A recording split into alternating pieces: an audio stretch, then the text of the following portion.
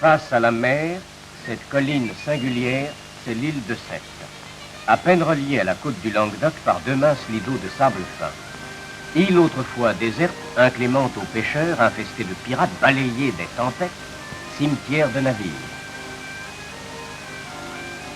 Soudain, face à la mer, l'activité des hommes éclate.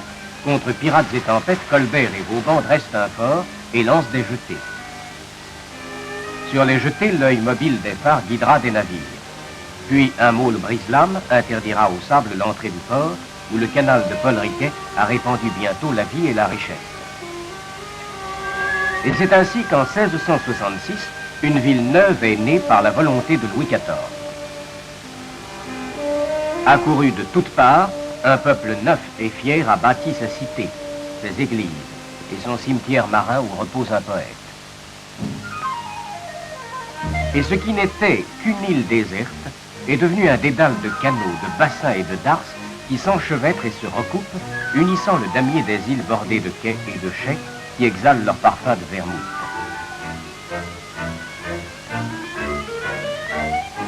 Et ce qui n'était rien est devenu un port de près de 100 hectares, un port de 3 100 000 tonnes de trafic par an.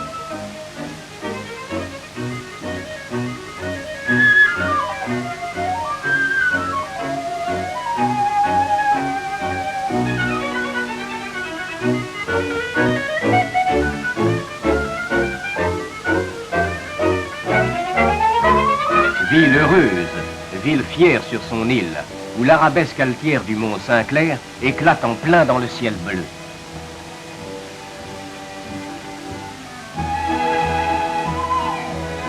Sète, c'est tout cela. Une île vue de la mer et du bassin de Thau. Une ville qu'on voit du ciel et qui gagne la mer. Un port immense et neuf et qui tend généreux ses bras vers l'avenir. Un port tout grand ouvert sur la France et la mer et sur le monde entier. Du bout du monde arrive un cargo chargé de brais ou de primeurs. Et déjà la vedette pilote l'accueille entre les phares. À son tour, un des 12 remorqueurs accourt autant qu'il peut.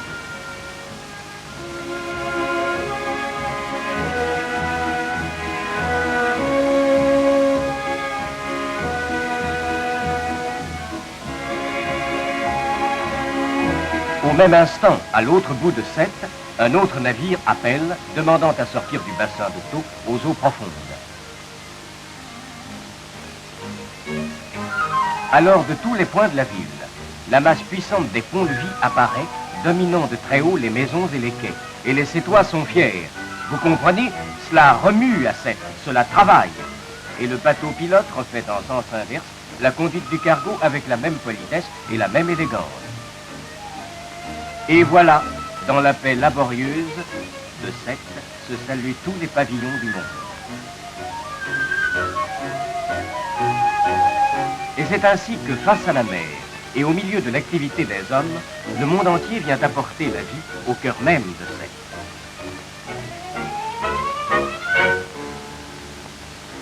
Du port gallo-romain de Mèze, antique capitale, les barques chargées de vin glissent lentement sur le bassin de Thau jusqu'à l'embarcadère sétois.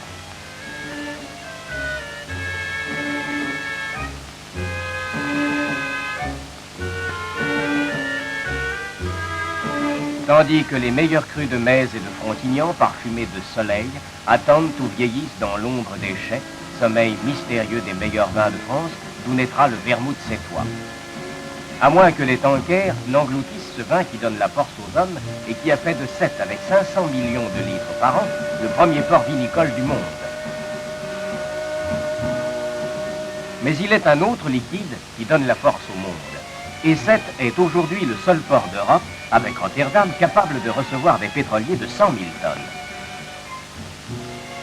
Ce privilège inouï qui lui permet un trafic de 1 500 000 tonnes par an, Sète le doit à son Sea Line qui, à près de 3000 mètres en pleine mer, va capter le précieux liquide au flanc même des superpétroliers.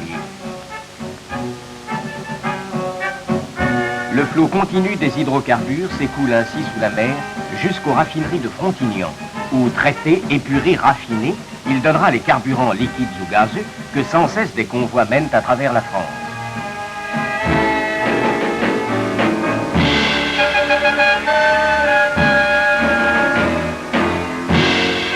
Et la torchère qui brûle sans faillir semble, face à la mer, le symbole sétois de l'activité des hommes. À l'autre bout du port, le bassin du Midi accueille les lourds cargos qui chargent ou déchargent le brai ou le charbon, la bauxite, les pyrites, les phosphates ou le soufre, qui répand son nuage doré, tandis que le complexe interminable des voies ferrées mènera en quelques heures 11 000 tonnes de trafic depuis le port de Sète jusqu'aux grandes capitales, de Genève à Toulouse, de Strasbourg à Paris.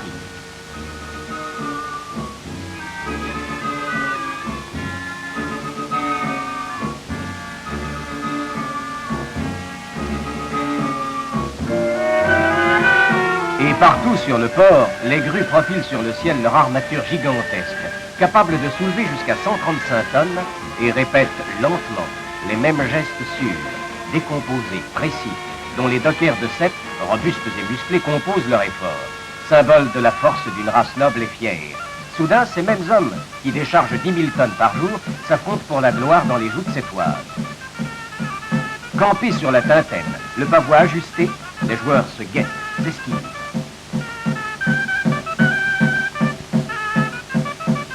Puis, c'est le choc brutal et la chute, et la gloire du vainqueur acclamée par la foule.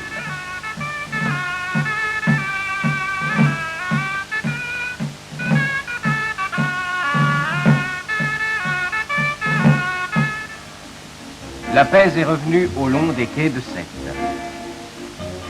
Mais déjà, partis bien avant l'aube, les chalutiers se hâtent.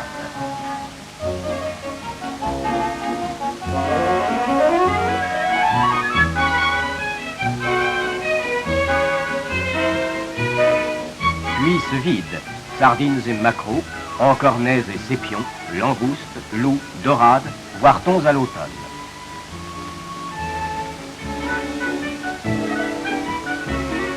Et demain, à nouveau, sur les quais du Vieux-Port, les Sétois reprendront le travail de toujours, avec cet art parfait de ceux qui, sans en avoir l'air, font quand même quelque chose.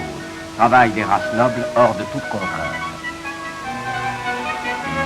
Île bienheureuse de Sète, où durant toute l'année, la mer donne ses fruits abondants, généreux, où les plus fins gourmets découvrent aisément des menus alléchants, où le bassin de Thau recèle par millions les huîtres délicieuses des grands parcs de Bouzigues. Île heureuse de Sète, dont la plage de sable s'étend à l'infini entre la mer et les salins de Villeroy, près des campings, à l'ombre des pinèdes.